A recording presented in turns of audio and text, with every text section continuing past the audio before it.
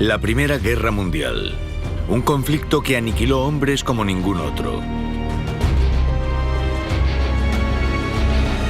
Un nuevo horror de lucha automatizada y muerte. Por primera vez en la historia, las muertes se sucedieron en masa. Cuando las armas por fin guardaron silencio, el mundo nunca volvería a ser el mismo.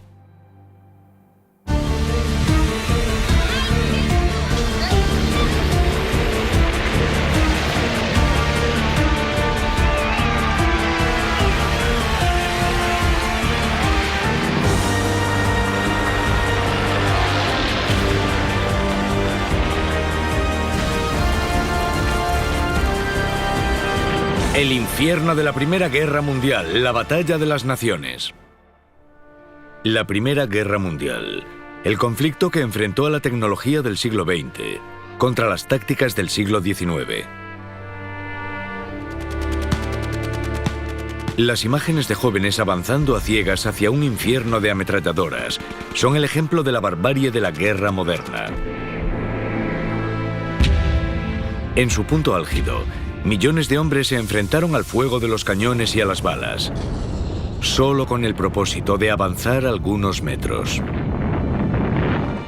Durante 4 años catastróficos, las grandes potencias mundiales se unieron en dos fuerzas opuestas, iniciando una guerra que afectó a todo el planeta.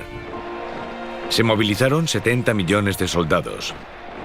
Las nuevas tecnologías alimentaban la fuerza letal de las armas, y sin mejoras equivalentes en defensa o táctica, el resultado fue de millones de muertes. Al final de la guerra, casi 10 millones de soldados habían muerto. Naciones enteras lloraban a los fallecidos, a los desaparecidos y a los mutilados. Los soldados que pudieron volver a casa estaban traumatizados. Cada nación involucrada se había visto gravemente afectada, sufriendo un fuerte impacto en la memoria social. Tal trauma colectivo destruyó el optimismo y creó un término para los que lucharon en la guerra: la generación perdida. Estos son los hechos, rememorados para que no caigan en el olvido, pero no puede ignorarse el elemento humano en aquellos turbulentos días. La recopilación de imágenes alemanas recientemente restauradas y nunca antes vistas nos transporta al pasado y arroja luz sobre la gente de la época, cuya muerte se redujo a un mero suspiro. Algunas guerras se ganan su nombre. Esta es la Gran Guerra. El cuartel general alemán en la ciudad belga de Spa. Aquí, el general Paul von Hindenburg y el general Erich Ludendorff planearon una enorme ofensiva para el 21 de marzo de 1918. Tras 4 años, el objetivo era liberarse del desgaste de la guerra de trincheras. Su nombre en clave: Operación Michael. Tras la invasión germana de 1914, el avance se detuvo en seco al este de París. 1 millón de soldados estaban enfrentados, los alemanes en el este y los franceses y británicos en el oeste, pero el frente de batalla apenas se movía. Como consecuencia de esta destructiva guerra de desgaste, el territorio comprendido entre los ríos Somme y Marne estaba totalmente destrozado. Incluso hoy, el terreno conserva las cicatrices de las bombas y las granadas.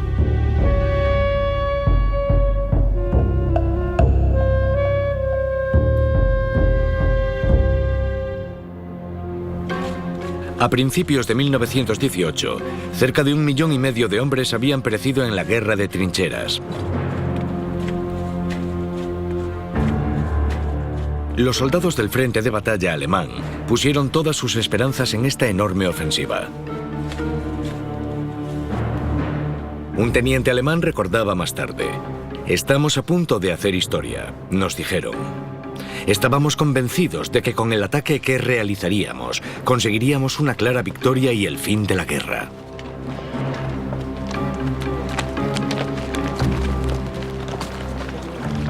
Los soldados alemanes siempre intentaron buscarle un sentido a la guerra, porque era una situación desastrosa en las trincheras, sin comida, con el peligro de que los mataran, etc. Durante años y años no veían el final a aquello, así que intentaban buscarle un sentido, y en la primavera del 18 tenían la esperanza de una última ofensiva, una ofensiva final, que ganara la guerra y luego vendría la paz.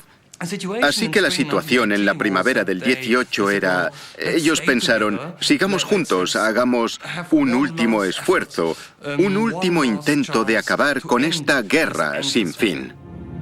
Incluso en el corazón del Reich alemán, la primavera de 1918 trajo nuevas esperanzas. Estaba alimentada por el deseo de que la guerra terminase. El pueblo alemán había sufrido una austeridad forzosa. El imperio se estaba resintiendo debido a la presión de la guerra total. Cerca de 13 millones de hombres estaban en el servicio militar. Y las mujeres se dedicaban a administrar la vida en el hogar y a producir munición en las fábricas. Durante la guerra, el Estado desarrolló nuevos poderes relacionados con la población civil, poderes de movilización, de organización, controles económicos, etc. Y la idea de una guerra total, de un esfuerzo global, surgió de la Primera Guerra Mundial. El esfuerzo colectivo también provocó un sentimiento de cansancio de la guerra y discrepancias.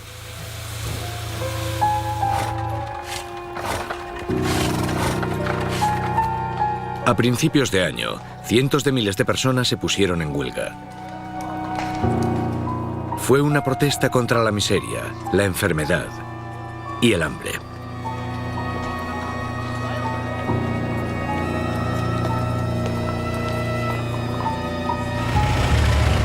Más al este, el descontento generalizado en el Imperio ruso había desembocado en la Revolución de Octubre, que acabó con el mandato del zar en 1917.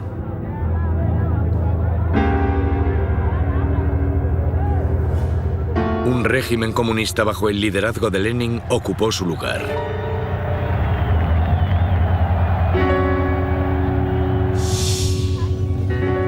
El reciente líder actuó de forma decisiva, poniéndole fin a la guerra.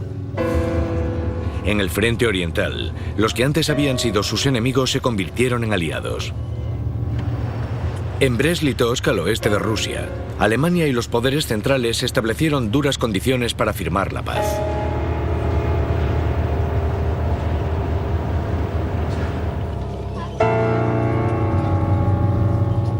Esto liberó al Reich alemán de librar una guerra en dos frentes, permitiéndoles concentrarse plenamente en el ataque planeado en el oeste.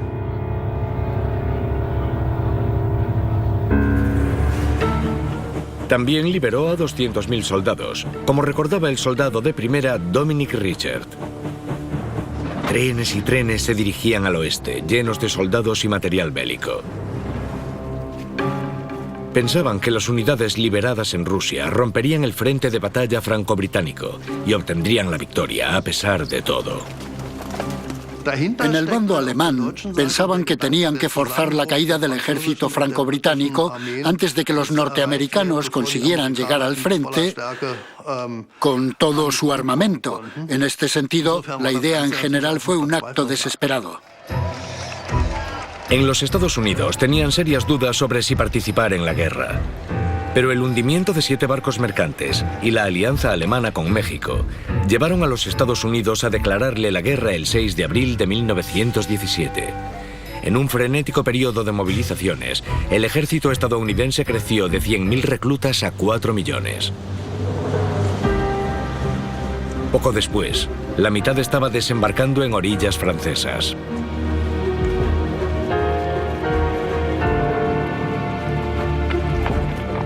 Lo que les faltaba en experiencia en combate, lo compensaban con buenos suministros y un espíritu de lucha renovado. Las fuerzas estadounidenses pasan, igual que las británicas en 1914, de un punto de referencia muy bajo, de ser un ejército pequeño, a crear un gran ejército para la guerra continental en un corto periodo de tiempo. Lo que eso significa es que se consiguen tropas rápidamente. Se pueden conseguir tropas sin entrenamiento muy rápido. ¿Se puede conseguir un ejército efectivo? Por esa razón los británicos decían, necesitamos unidades estadounidenses que se unan a las nuestras. Desde el principio, los Estados Unidos confiaron en una nueva generación de armas, los tanques. La naturaleza estática de la guerra de trincheras y la necesidad de romper las líneas fortificadas hizo que su importancia aumentase.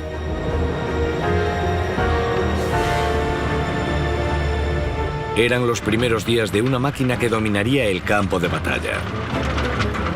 A pesar de los fallos mecánicos y de su torpeza, los tanques se usaban ya desde 1916 sobre el Somme con un gran éxito.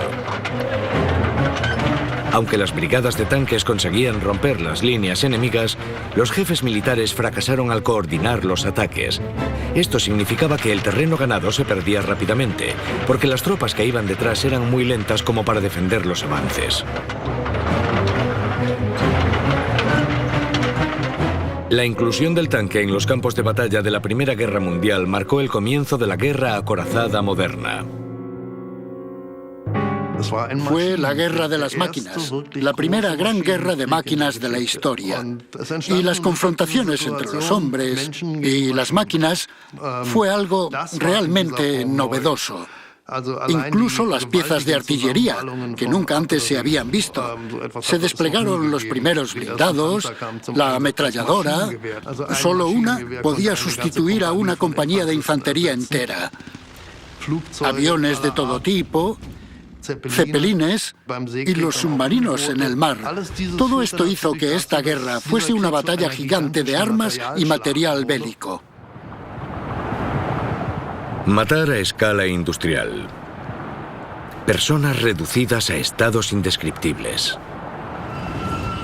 Para la Operación Michael, Alemania se hizo con 1 millón de granadas, solo para la fase inicial de la batalla.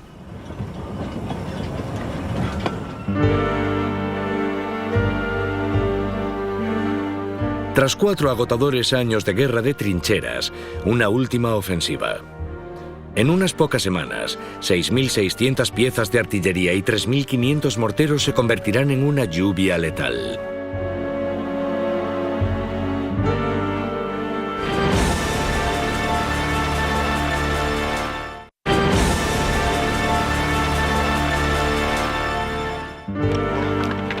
Principios de marzo de 1918.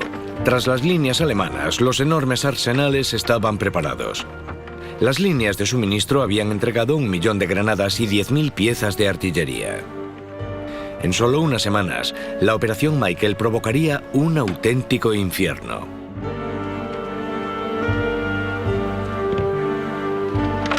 Pero había un problema. A pesar de todas las provisiones, el éxito solo se podía conseguir con un avance rápido. Pero con una línea de frente tan amplia como la de Francia, no tenían suficientes bombarderos que consiguieran causar el máximo daño. Era una señal clara de que la estrategia en batalla había mejorado poco en 4 largos años.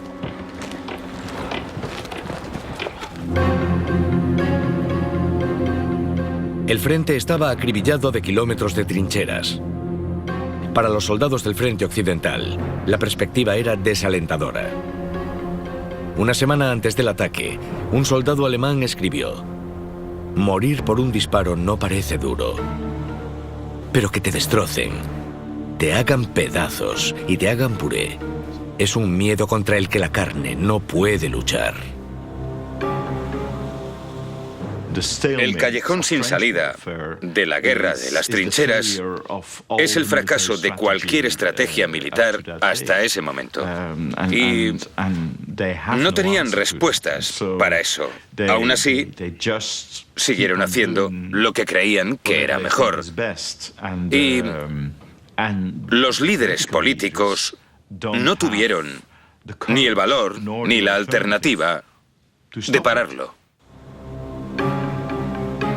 Un artillero francés escribió en su diario: ¿Por qué nos estamos sacrificando? Si al menos nos dijeran eso en lugar de soltarnos soflamas. En nuestra opinión, no conseguiremos la victoria contra los alemanes, y es lo mismo para ellos. Al norte, los soldados del Imperio Británico mantienen sus posiciones. La moral en el bando aliado era deprimente, estaba muy baja, sobre todo desde el punto de vista británico. El ejército no tenía la sensación de hacerse con la victoria. De hecho, su idea era la contraria. La pregunta era, ¿conseguirán aguantar? Sobre todo al no saber dónde se lanzaría la Operación Michael, aunque a principios de año ni siquiera los alemanes sabían dónde sería.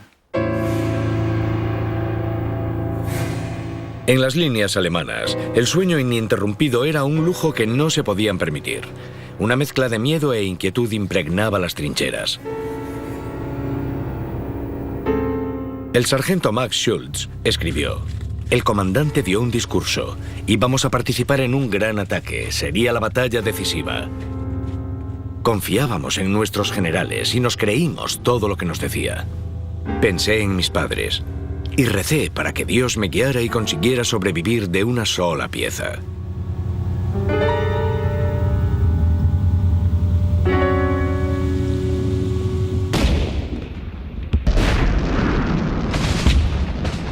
...4:40 de la mañana del 21 de marzo. Da comienzo el ataque alemán. 6.600 piezas de artillería y 3.500 morteros pulverizan 70 kilómetros del frente de batalla, obteniendo un gran éxito.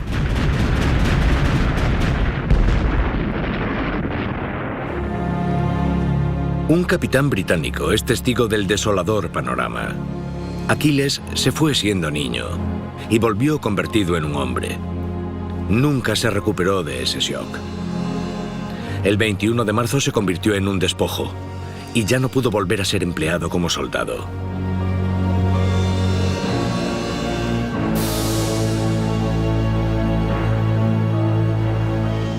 En la madrugada del 21 de marzo de 1918 dio comienzo el ataque alemán. La artillería atacó las líneas británicas y las francesas. Luego atacó la infantería alemana. Y para sorpresa de los alemanes, las tropas de asalto sufrieron muchas bajas. La artillería británica seguía defendiéndose, y ese fue uno de los días más costosos de la Primera Guerra Mundial para el bando alemán. Murieron miles de soldados germanos, sobre todo debido a la artillería. Y la artillería era el arma más letal de la Primera Guerra Mundial. El 56% de los soldados alemanes murieron debido a la artillería, y también provocaba un gran impacto en la tropa. Algo desconocido hasta entonces, se le dio el nombre de fatiga de combate. Un soldado británico describió los efectos. Nadie puede hacer frente a la artillería durante más de 3 horas sin sufrir sus efectos. Es como sentirse paralizado. Después, cuando aparece el enemigo, pueden hacerte lo que les apetezca. Creo que fuimos sacrificados. El soldado alemán Dominic Richard estaba entre los atacantes. Todos estábamos con el corazón a toda velocidad. Dejamos la protección de la trinchera. Todo estaba inundado de soldados alemanes avanzando. A lo largo del frente, los alemanes consiguieron avanzar 5 kilómetros hacia el oeste.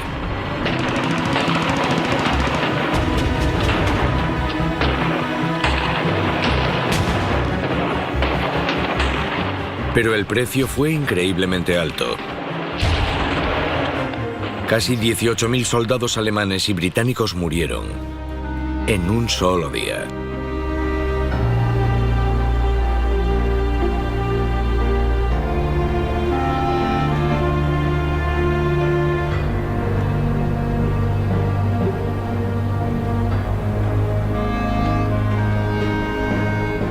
Tras 4 años en punto muerto, los mandos militares de ambos bandos no consiguieron diseñar un plan de batalla alternativo.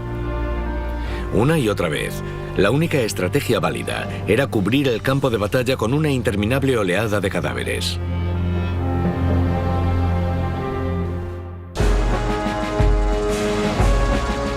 El mando alemán celebró el comienzo de la llamada Batalla del Kaiser. El Kaiser Guillermo II premió con la más importante condecoración prusiana a su estratega Ludendorff. El recién condecorado general proclamó la victoria después de solo 4 días. En respuesta, el Kaiser les concedió a los niños alemanes un día sin colegio.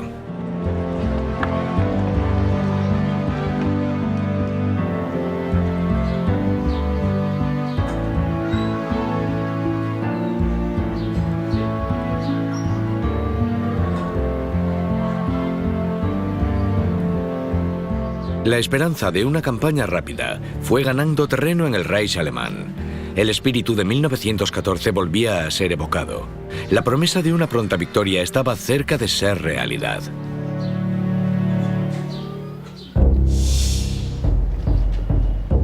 Un cabo alemán escribió a su familia: "Los avances diarios otorgan valor y fuerza al carácter del soldado, que se había ido consumiendo en la larga guerra de trincheras".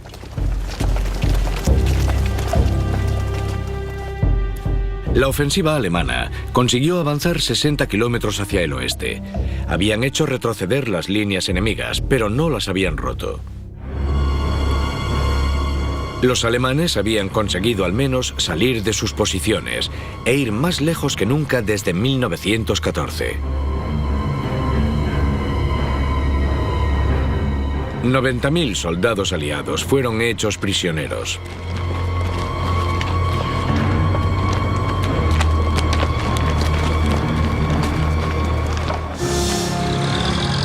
La capital francesa estaba ahora al alcance de la artillería y los bombarderos alemanes. Los parisinos, temiendo el inminente ataque, esperaban las últimas noticias de las batallas que tenían lugar a poca distancia.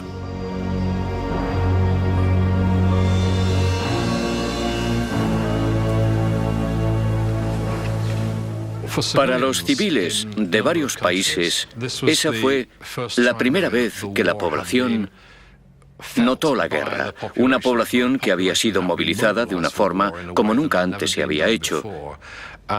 La gente de a pie tomaba conciencia de la guerra. No era solo que sus padres o hermanos estuvieran en el frente, sino del impacto que eso estaba teniendo en sus vidas, en su trabajo, conduciendo buses y tranvías, trabajando en fábricas de munición. Se había convertido en una guerra que afectaba a los civiles. Las mujeres y los niños abandonan París debido a la falta de comida y provisiones básicas. Las brigadas alemanas se saciaron en los almacenes de comida recientemente conquistados, que fueron saqueados.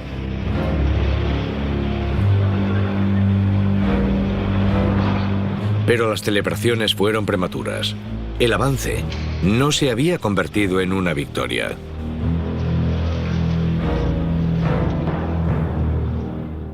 Los alemanes atacaron en marzo de 1918, abrieron una brecha en las líneas británicas y avanzaron.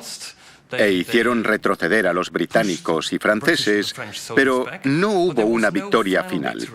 Y ese fue el problema de la ofensiva. La idea era una última batalla, un último ataque y después una victoria final, pero eso nunca pasó. La gran ofensiva había fracasado. Las líneas aliadas seguían en pie. A los alemanes solo les quedaba la retirada y la humillación.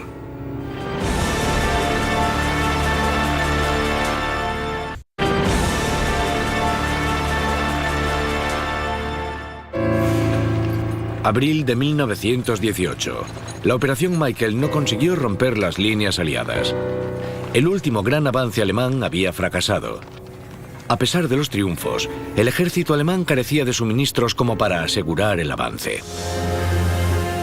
En comparación, las fuerzas aliadas estaban ahora mejor equipadas. El recientemente llegado ejército estadounidense estaba aumentando sin cesar sus reservas de soldados y armamento.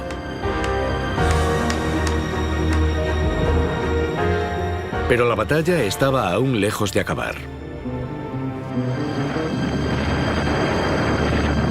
Principios de verano. Con apoyo aéreo, el ejército alemán lanzó 4 ofensivas más en otras secciones del frente.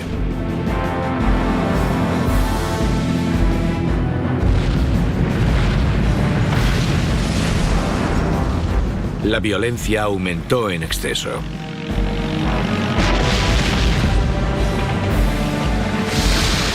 El soldado alemán Dominic Richard declaró: en el cielo se veían muchos dogfights que acababan con 2 cazas cayendo en llamas contra el suelo. Esos pilotos sufrían 3 veces la muerte de un héroe. Primero les disparaban, luego se quemaban y al final se estrellaban contra el suelo hechos pedazos. Era la época de los ases de la aviación. En cuanto al orgullo y el sentido de la galantería, el mejor era Manfred von Richthofen, el Barón Rojo. La propaganda alemana lo proclamó Caballero de los Cielos. Despegó por última vez el 21 de abril de 1918. Herido desde tierra, Richthofen se estrelló. Se le tenía tanto respeto que los oficiales británicos lo enterraron con honores militares.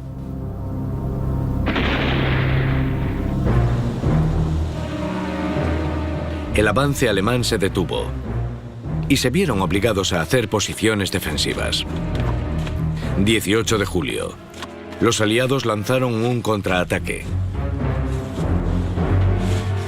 Con ayuda británica y estadounidense, 13 divisiones francesas hicieron retroceder a los alemanes hacia el este.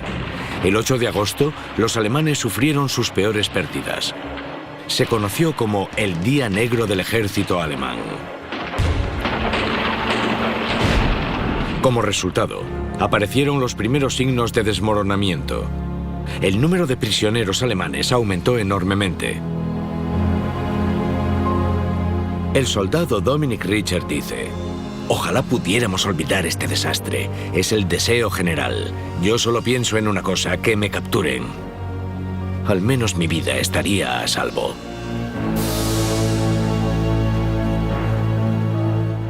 En la primavera de 1918, los alemanes estuvieron de acuerdo en que merecía la pena lanzar una última ofensiva. Dijeron: ¿tiene sentido una última ofensiva, una última batalla? Nos mantendremos unidos para alcanzar la victoria final. Así que venga, la última batalla. Pero entonces sufrieron muchas bajas y no pudieron conseguirlo. Gran Bretaña no se iba a rendir, Francia no se iba a rendir, y dijeron: lo hemos intentado, esto no tiene ningún sentido. No lo conseguiremos, la guerra está perdida.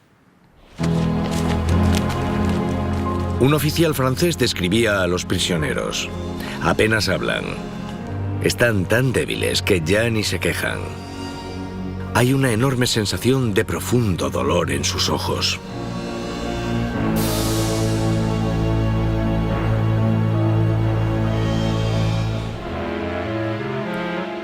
En el cuartel general alemán de la ciudad de Spa y en sus remotos alrededores, la realidad de la vida en el frente era en gran parte ignorada. El increíble sufrimiento causado por la guerra apenas alteró la rutina diaria de aquí.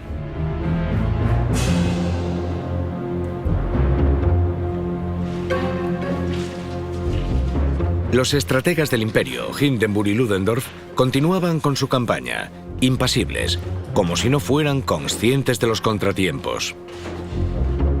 Idearon nuevos planes de batalla que se transmitieron a las tropas. En el bando aliado se creaba una nueva fuerza militar. Los alemanes no podían seguir ignorando la cruda realidad. El ejército de los Estados Unidos se estaba convirtiendo en una importante oposición. Si los Estados Unidos no hubiesen entrado en guerra, esta no habría acabado, porque Francia y Gran Bretaña habían llegado a un punto en el que no eran capaces de derrotar a los alemanes. Así que ese empate se hubiese mantenido sin fin. La implicación de los Estados Unidos tuvo un impacto decisivo en el equilibrio. Septiembre de 1918. Las divisiones acorazadas de los Estados Unidos por fin se enfrentaban al enemigo. Para la ofensiva aliada cerca de Saint-Mihiel, al sur de Verdún, se utilizaron 144 tanques.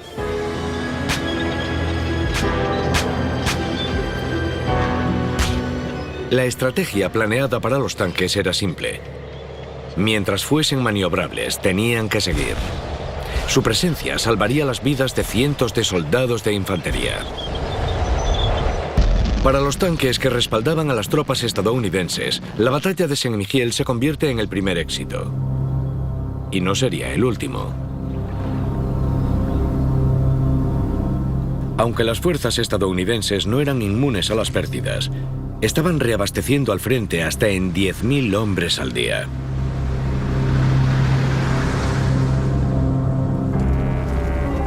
A lo que se enfrentaban cuando llegaban era a una guerra como ninguna otra.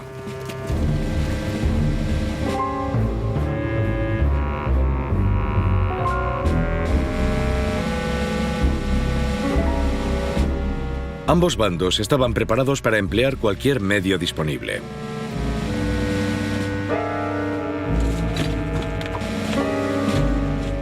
En 1918, el empleo de gas venenoso alcanzó su clímax. Una tercera parte de la munición estaba llena de este gas, que paralizaba la respiración y corroía los pulmones.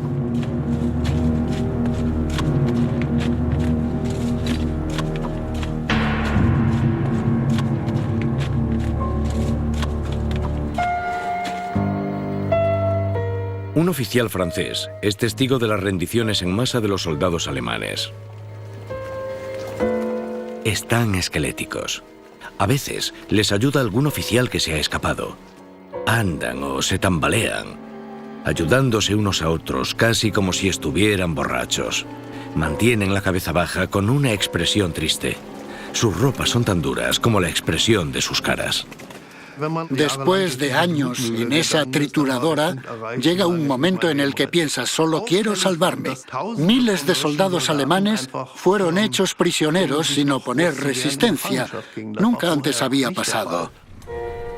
La cantidad de cautivos en el oeste alcanzó el 500.000. El soldado Dominic Richer expresó sus miedos en una entrada de su diario. Pienso en lo triste que sería que después de toda esta terrible historia en la que fui obligado a participar, muriese aquí. Una vez leí, nuestros soldados mueren por su patria con una sonrisa en los labios. Menuda mentira. ¿Quién querría sonreír al enfrentarse a una muerte tan horrible? A los que sueltan esos discursos deberían mandarlos al frente. En realidad, ya no hay signos de coraje. El miedo anula cualquier otro sentimiento y solo bajo esta terrible presión, los soldados siguen adelante. No creo que haya un solo hombre aquí que esté en el frente por su propia voluntad. No les podría importar menos la patria y están desesperados por salvarse. Poco después, Dominic Richer salva su propia vida haciendo que lo capturen.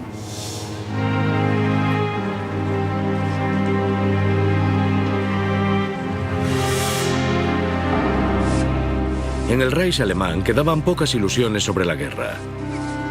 El hambre y las epidemias, como la gripe española, mataron casi el doble de personas que todas las bombas de la Segunda Guerra Mundial.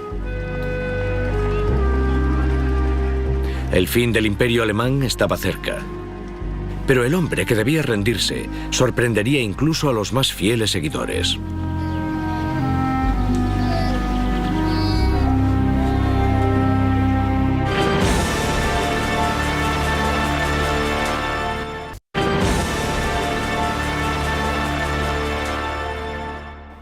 ...13 de agosto de 1918... un día triste para el alto mando alemán. En su cuartel general de la ciudad belga de Spa, el general Ludendorff sorprende a todos con el reconocimiento de la derrota. Un oficial declaraba: el efecto en los asistentes fue indescriptible. Mientras Ludendorff hablaba, se oían protestas y quejas mudas. Muchos, probablemente la mayoría, tenían lágrimas cayendo por sus mejillas. Durante mucho tiempo, Ludendorff no exteriorizó sus sentimientos. Lo único que se apreciaba era su tensión y sus rabietas. Pero en septiembre de 1918, de repente, se enfrentó a los líderes políticos diciendo: la guerra está perdida, tenemos que negociar una tregua de inmediato. Hindenburg argumentaba que los partidos deberían tomar el poder político, que los civiles y, en particular, los partidos democráticos deberían enfrentarse a la situación para que el liderazgo militar no se viese corrompido por el odio o la derrota. El político demócrata Philipp Scheidemann, que había sido tachado de antipatriota, se convirtió entonces en el administrador de una política de guerra que tenía un objetivo: negociar los mejores términos de rendición posibles. En noviembre, la Armada inicia una revuelta contra la monarquía en Kiel, que se extiende al ejército y a los trabajadores.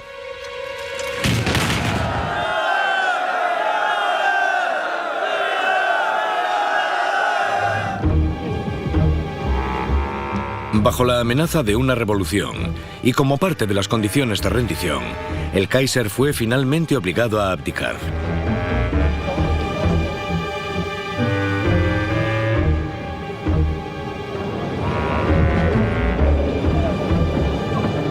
El 9 de noviembre, el socialdemócrata Scheidemann declara la República en Alemania. Habían desaparecido los últimos derechos de la Alemania imperial. ¡Larga vida al cambio! ¡Larga vida a la República Alemana!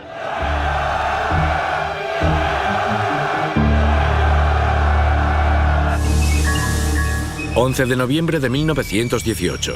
En un tren-restaurante en Compiègne, cerca de París, los líderes de esta nueva democracia alemana firman la tregua en nombre del Reich alemán.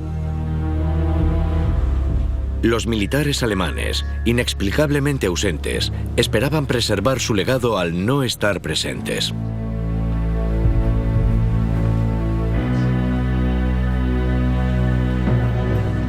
A las 11 horas del día 11 del mes 11, el alto el fuego se hizo efectivo. Pero una cuestión quedaba pendiente. ¿Por qué los aliados no dieron el golpe de gracia final al ejército alemán? Solo sabemos que la decisión de no invadir Alemania en 1918 va a tener los efectos que tuvo a posteriori.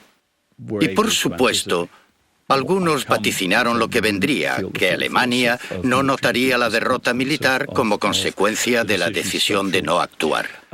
Lo que debemos recordar es que en otoño de 1918 los aliados se habían quedado sin la capacidad logística para poder continuar con el avance. El silencio por fin se estableció en los campos de batalla de Europa. Un soldado alemán dio sus impresiones sobre la tregua. De repente, todo se detuvo. Había un silencio mortal. Nos sentimos recién nacidos. El sol brillaba. Y el mundo era verde. Recuperamos la esperanza. Volvíamos a casa.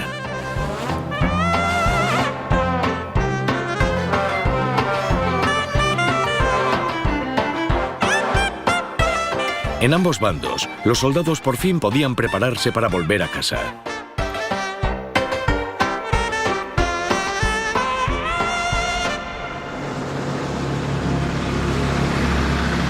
Unos días después del armisticio, las tropas francesas llegaron a Alsacia y Lorena, una zona disputada tanto por Francia como por Alemania. Para evitar conflictos futuros, los aliados crearon una zona neutral ocupando la región a la izquierda del Rin, así como las riberas opuestas a Maguncia, Coblenza y Colonia.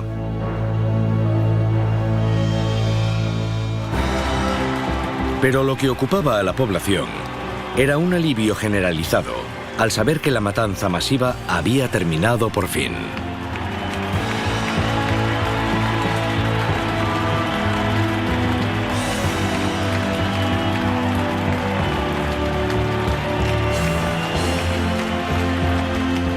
Un soldado francés escribió a sus padres: «Es tanto el dolor mezclado con el júbilo que a uno le gustaría llorar. los soldados han perdido su paz interior. No se pueden ni imaginar que esta terrible lucha haya terminado de verdad. Una generación entera llevará las cicatrices físicas y psicológicas permanentes de esta guerra.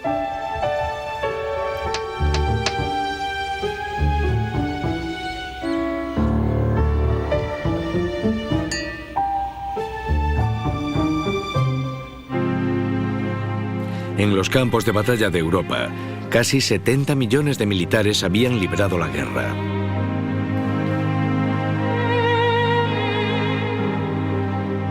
Al final, cerca de 35 millones de bajas, muertos y heridos, o desaparecidos en combate.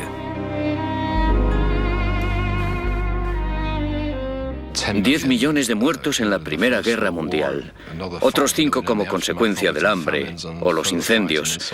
La violencia contra la población civil alcanzó niveles que nunca antes se habían visto.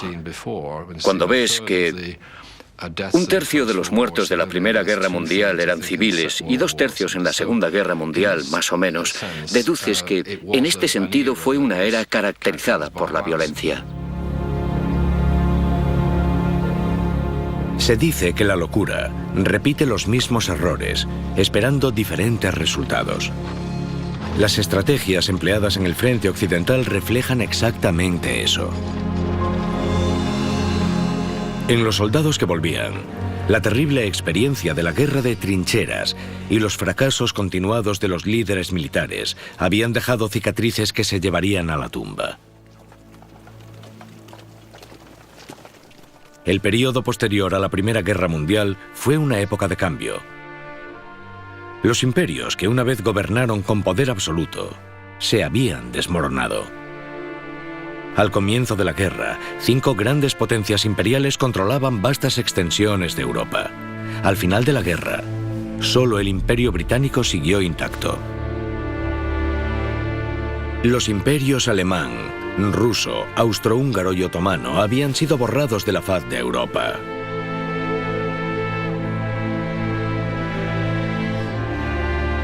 La Conferencia de Paz de París y los posteriores tratados de las potencias centrales confirmaron el fin de las hostilidades. Y al firmar el Tratado de Versalles, Alemania fue obligada a aceptar la responsabilidad por todas las pérdidas y daños en el bando aliado y los gobiernos asociados, y por los daños a los que habían sido sometidos los ciudadanos a consecuencia de la guerra debido a la agresión de Alemania y de sus aliados. Esto causó un enorme resentimiento en Alemania, cuyos nacionalistas, especialmente los nazis, explotarían más tarde. Pero ese horror aún estaba por llegar.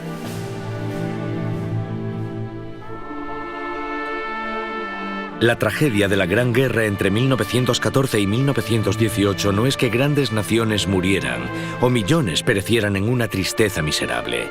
Es que en consecuencia tuvo lugar una masacre incluso mayor.